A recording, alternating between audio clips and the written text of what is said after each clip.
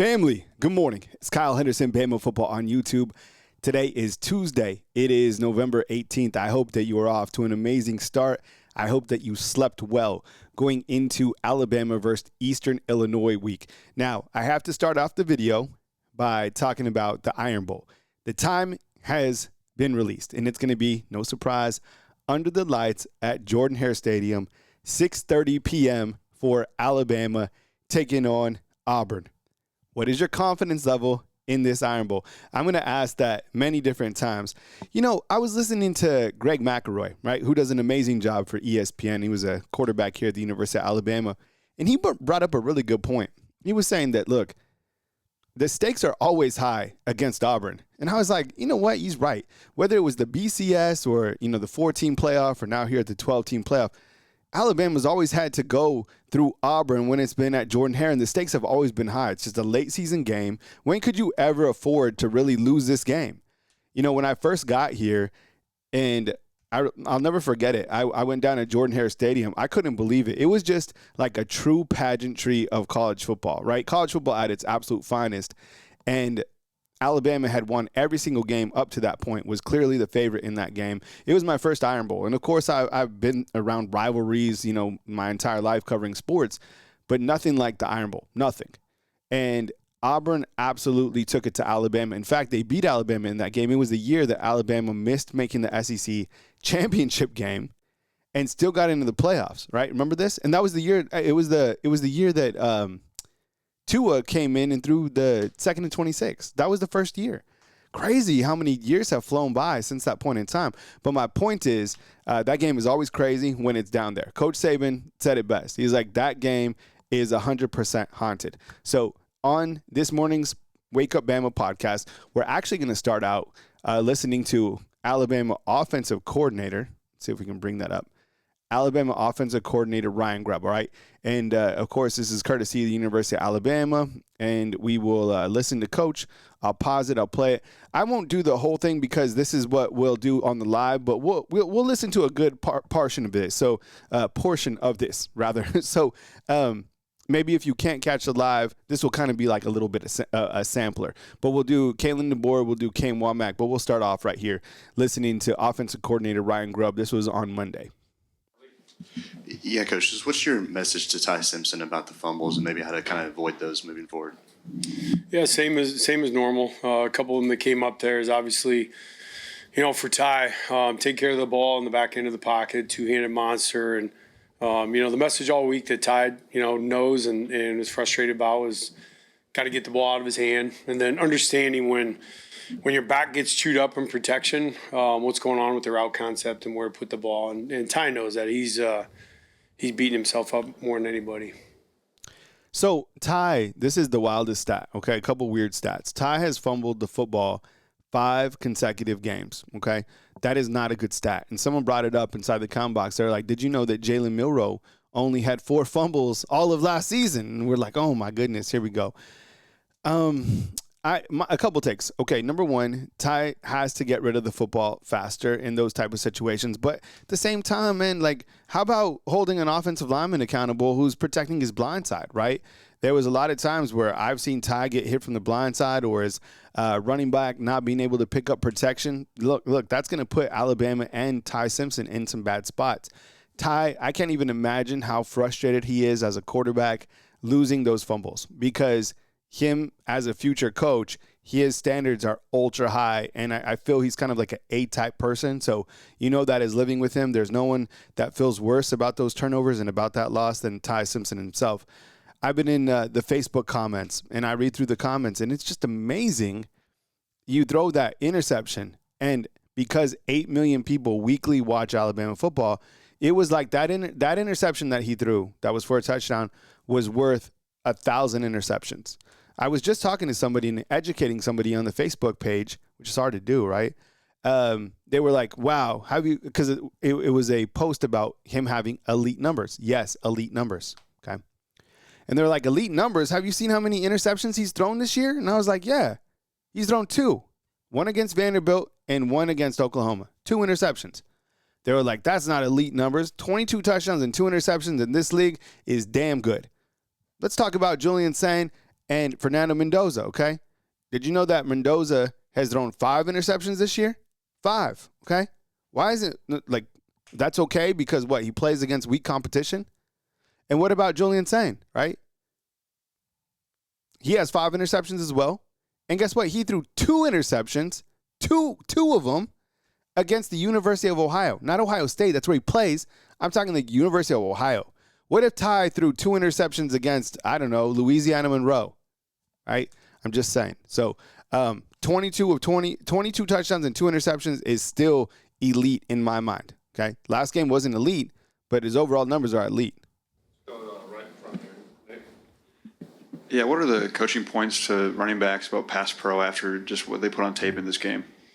Yep, there was 2 reps there. Jam is normally a really dependable guy, and it doesn't come down to anything but, balance and hand placement. And Jam just kind of got his weight out over his toes and leaned on one, and Daniel got his weight back inside, and the guy out-leveraged him too quickly. And normally those guys are pretty down solid in that. So I think, what we told the guys was making sure that we're putting them in enough positions during the week. Are we getting enough one-on-one reps with the, your true one linebackers at pass rush? And if we're not doing enough of that for the guys, we got to supplement it. Because when you look at something happen on film and it's not what your guys are capable of, it's more about, the message we try to give to our guys is like, what are we not giving you enough of in practice? Not, get to the film and, MF the guys for stuff they didn't do. So we want to fix the problem. And, I know our defense, they'll want to do more one-on-ones if that's what we want. So we got to do a better job with that, I think.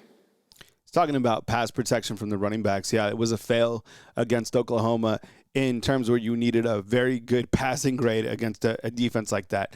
I saw Daniel Hill surrender a sack. I saw Jam Miller surrender a sack. The one with Jam Miller is weird. It was like he was just out of place. And the one with Daniel Hill, which is so perplexing, is the guy's 250, and I don't know if that corner's 200 pounds, and he pushed over Daniel Hill. It was like shocking to me to see. So those guys got to do a better job, not only against Eastern Illinois, but going forward, because if you really want to make a run, you have to be able to protect Ty Simpson, not only from his blind side, but as a running back as well. It's critical. And you could tell that Ryan Grubb, coming up with solutions, whether that's, sending more blitzes from the ones, that sounds like a good idea. Iron sharpens iron, but we continue with Ryan Grubb. Jump to the left side, front row, Colin. Hey, Ryan. Can you take me through kind of what your game plan or what your approach was on that final 7-minute drive there against Oklahoma? Kind of what was it, just moving down field periodically, setting up a field goal, or kind of what was kind of the plan there? The plan was to score. 7 minutes, 2 timeouts, plenty of time. And even at the end of the game, I know there was, maybe some people wondering about that, but there was still a minute 30 plus left. We just ran out of downs. 1 timeout left, and we, really had to go 50 some yards or so, somewhere in there, that we had to get down the field to score. And for us, we didn't feel like that was an issue at all. We do that all the time. So, we're just trying to make sure we stay on the field. That was the biggest part. And, ultimately that was the problem. We didn't convert.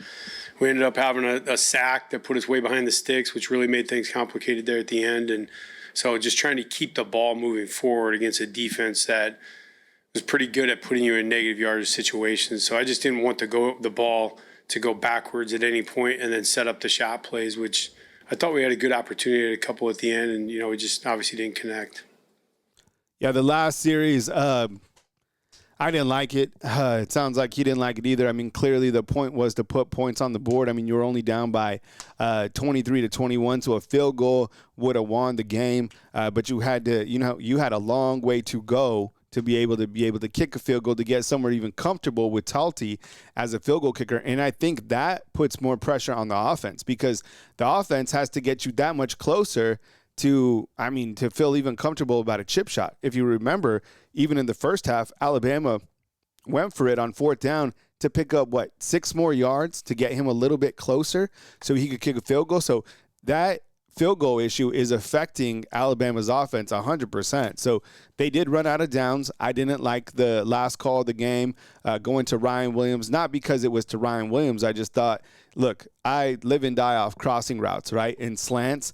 I don't like stuff to the outside. I think it gives the corner a lot of opportunity to break down on the ball, especially when you have fast defenders in the SEC. I think if you can get inside of a defender or kind of draw a matchup with the linebacker in the way that Josh Cuevas is playing, that is where I'm going on the football field, especially how hot number 80 is right now. So it's all hindsight, but I mean, you did run out of downs, and were you out coached or anything like that? Not necessarily, but that was a tough situation. And when you dig yourself into holes, it's hard to dig yourself out. We continue with Ryan Grubb. On the left side, we'll go to Will next. Coach, what can you say about the job that Daniel Hill has done over the last few weeks in his performance in the game on Saturday as he's continued to carve out a larger role for himself? Yeah, he's growing. Everything you want for young players. I think Daniel's – all the guys are competing for, playing time. That's the most valuable thing to them is getting on the field and show that they can help the team. And, for Daniel, he's certainly done that. He wasn't perfect, just like any player. He's working to try to get better at things. But, I think he's shown the capability of being, the guy that can get those tough yards. Yeah, that's Ryan Grubb talking about Daniel Hill. Look, Daniel Hill, I thought, did a good job. It wasn't a great job. I don't think he's like, hey, this is the guy who's going to fix everything, because he still needs to work on things. And plus, I want a running back of his size. I still want him to work on his speed, which I'm sure he's going to get faster next year. Those are some challenges to him individually, but I think right now they're utilizing him in good situations. For example, 3rd and 1. Utilize him, like use his big body to just pick up that 2 yards or whatever it is. It was 1st and goal from like the 4. They used him as a wildcat. Those are those situations where those are good play calls from Ryan Grubb specifically. Okay, I want to go over the offensive stats real quick, and I'll look at the defensive stats as well. Right now, where Alabama is from a national standpoint, the scoring offense, 31.6 points per game, which is 43rd nationally and 8th in the SEC. It's kind of mid-range, right? But that's Alabama. I think could score a lot more points, but they want to control time of possession. That's kind of their offensive identity, right? The rushing offense, 108 yards per game, which is 123rd nationally and 14th in the SEC. Just abysmal, right? The passing offense, 294 yards per game, 12th nationally, 3rd in the SEC. They're a good passing team. Total offense, 403 yards per game, 58th nationally, 8th in the SEC, kind of right in that middle part. Yards per play, 5.9. That is 52nd nationally. 3rd down conversions. That tells me a lot about your team. 47%, 23rd nationally. For example, Indiana is number 1 in that particular category. Red zone touchdown conversions, 73%. Love that number. That's 13th in the nation. When we look on the defensive side of the football, let's dive into these defensive numbers. And again, on my live, we'll hear from Kane Womack, the continuation of Ryan Grubb, and from Coach Kalen DeBoer as well. The scoring defense, they're allowing 17 points per game, which is tied 13th nationally and 2nd in the SEC. Rushing defense, 132 yards per game, 46th nationally, 11th in the SEC. You know what? Wow, 11th in the SEC. Rushing defense, 132. It seems to me like Alabama has improved in their running defense. So I'm kind of surprised to see that number 11th in the SEC. Wow. I think that just shows you how good the SEC is, right? Right there. Passing defense, 161 yards per game, 8th nationally, 1st in the SEC.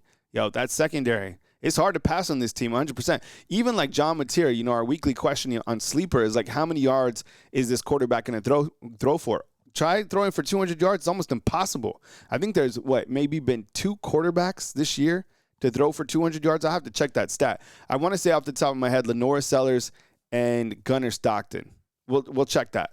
Okay, total defense, 294, 14th nationally, 3rd in the SEC, 14th nationally on total defense. That's a damn good job. That is going to give Kane Womack some calls on the phone for some head coaching jobs, in my opinion. Okay, yards per play allowed, 5, 34th nationally, 5th in the SEC. Opponents' 3rd down conversion. Love this right here. 35%. That's a good number. But again, you look at a team like Indiana, I think they're 5th with a conversion rate on the defensive side of just like 27%. So again, it just kind of shows you statistically where Indiana is at. 44, and again, I fully understand the competition, but numbers are numbers. 41st nationally, 7th in the SEC. Opponent red zone rate 44%, which is 8th nationally and 1st in the SEC. Love that number. It is so hard getting into the red zone and being able to try to score a touchdown or even goal line defense. A couple notes from Kalen DeBoer, Grubb, and Womack before we close this out. And again, we'll hear from them specifically during my live at 10 a.m. Kalen DeBoer said, look, the approach going into this next week following the loss to Oklahoma is this. The approach I can already see is dialed in. This is not a time to sit still. This is a time to move forward. 100%. Get back to work. All the basics, all the fundamentals. You're focusing on yourself. In a game like where there's so much rat poison against Eastern Illinois, right? What players are going to play? You focus on yourself. You have the same exact type of practice that you've been having all year long. Kane Womack said this on Quay Rusaw. I think we're in a position to see him play very, very soon. It sounded like it was a game time decision for him to play. They ended up not playing him, but he's going to play sooner or later. I would imagine maybe he gets his feet wet against Eastern Illinois this weekend. And then Ryan Grubb, just as we talking about the turnovers, right? 5 players that I'm looking at, hopefully to see in action. It's kind of a little bit of rat poison, like Coach says. Coach Saban used to say, is like, how do you know these players are going to get to play? Well, if these players don't get to play, Coach, in this particular game, Alabama probably isn't making the playoffs because they need to show out for against Eastern Illinois. They need to blow the brakes off. So I want to see Keelan Russell. We've only seen him one time this year. One time. We need to see Austin Mack. He's played twice this year. A.K. Deere. I think this is a time where we see A.K. Deere. Give me some Jalen Mbakwe at wide receiver, please. And, could it hurt to see the backup kicker, Peter Nataro? He's yet to play this season. So those are some of the things that I'm looking for. And, of course, I have a video kind of more in-depth that you can see inside the comment box or anywhere else where you find videos of Bama football on YouTube. Fam, have a beautiful start to this glorious day. It is Tuesday. It is November 18th. It is my birthday week. So my wish for you is to have a wonderful week, to be positive, stay in a positive mindset, right? Get a workout in, eat some good food, get good rest, be positive because there's still so much to play for, right? A lot on the line. This game against the Barn, all that leads to great things, but it's a one-game season still, even at this point in time, which I'm not going to lie, I like it. So one-game season keeps you dialed in, keeps you fresh. I appreciate you guys, and I will see you at 10 a.m. Central Time right here on Bama Football on YouTube. See you, fam.